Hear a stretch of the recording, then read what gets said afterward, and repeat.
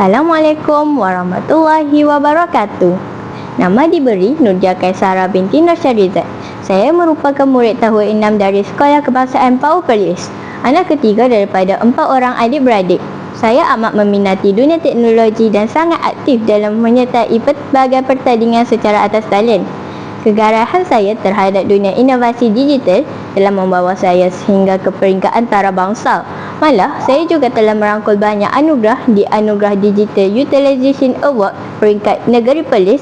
Disebabkan minat yang mendalam terhadap teknologi dan science fiction, hari ini saya ingin mengulas sebuah buku yang sangat dekat dengan jiwa saya.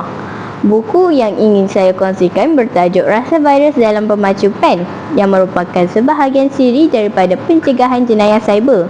Naskah hebat ini ditulis oleh Kumara Velu dengan sentuhan ilustrasi oleh Rizwan Amin dan diterbitkan oleh syarikat Jumeirah Trading.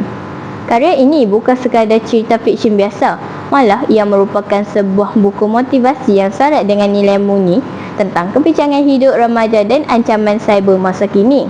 Saya memilih untuk mengupas buku ini kerana ia mempunyai ilustrasi yang sangat menarik dan menggunakan gaya penulisan yang sangat mudah dipahami untuk peringkat umur seperti saya. Selain itu, setiap muka suratnya yang berwarna-warni menyebabkan saya tidak bosan. Malah mereka menikmati plot penceritaannya sehingga ke penghujung. Kualiti fizikal buku ini juga sangat mengagumkan dengan penggunaan kertas yang tebal dan kukuh menjadikannya sebuah naskah yang sangat berkualiti untuk dijadikan koleksi. Kawan-kawan, buku ini membawa kita ke dunia persekolahan yang penuh dengan pesaing sengit untuk menjadikan yang terbaik. Kisahnya bermula dengan watak Mazlan, seorang murid yang merasa dirinya yang paling hebat dalam penulisan esei bahasa Inggeris. Namun, tata Mazlan mula tergugat dengan kehadiran pelajar baru yang bernama Gilbert. Perwatakan Gilbert yang pendiam dan agak misteri menjadikan Mazlan tertanya-tanya, apa kemampuan sebenar Gilbert? Setelah mendapat tahu bahawa pelajar baru itu telah memenangi banyak pertandingan menulis esei, suasana menjadi semakin tegang apabila guru bahasa Inggeris mereka, Cikgu Janet, sering memberikan pujian kepada Gilbert, menyebabkan Mazlan merasa tercabar kerana sebelum ini dialah murid yang paling cemerlang di kelas itu. Mazlan merasa amat risau sekiranya Gilbert menyertai pertandingan menulis esei peringkat sekolah kerana dia sendiri masih buntu dan belum mempunyai idea untuk menulis esei bertemakan gaya hidup hijau. Setelah mendapat tahu bahawa Gilbert telah menyiapkan eseinya, Mazlan mula merancang niat jahatnya untuk mengenakan pesaingnya. Dengan bantuan rakan-rakan, Mazlan telah menyerahkan sebuah pemacu pena yang mengandungi virus kepada Mani, iaitu rakan Gilbert, dengan alasan meminta Gilbert menyemak esei di dalam peranti tersebut. Malam tidak berbau. Sebaik sahaja Gilbert membuka pemacu pena itu, komputer miliknya terus terpadam kerana diserang virus hingga menyebabkan dia tidak dapat menghantar esei pertandingannya. Walau bagaimanapun, sepandai-pandai tupai melompat, akhirnya jatuh ke tanah juga.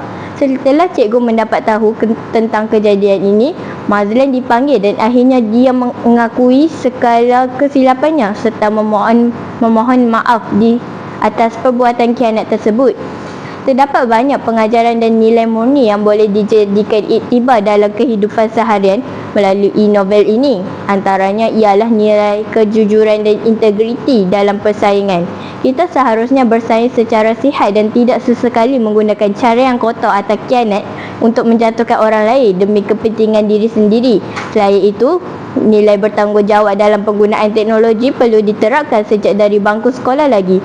Sebagai generasi digital, kita perlu sedar bahawa penyalahgunaan teknologi seperti menyebarkan virus cyber adalah satu kesalahan yang boleh merosakkan masa depan orang lain. Ibu bapa juga perlu memainkan peranan penting dalam memantau akhlak anak-anak kerana ibarat kain putih, anak-anak akan mengikuti segala corak yang dipelajari sejak kecil lagi. Namun begitu, saya berpandangan terdapat sedikit ruang penambahbaikan dalam naskah ini, iaitu beberapa bahagian ceritanya disampaikan secara agak ringkas dan sebenarnya boleh diperincikan lagi agar pembaca dapat memahami gejolak perasaan serta konflik dengan watak lebih mendalam. Kesimpulannya, naskah ini membuktikan bahawa dunia pendidikan masa kini amat mencabar dengan kehadiran teknologi cyber yang boleh disalahgunakan jika tiada benteng iman yang kukuh. Teknologi cyber medan bistari. Bijak gunakan setiap hari. Persaingan hidup penuh berarti. Hidup sejahtera kekal harmoni. Sekian, terima kasih.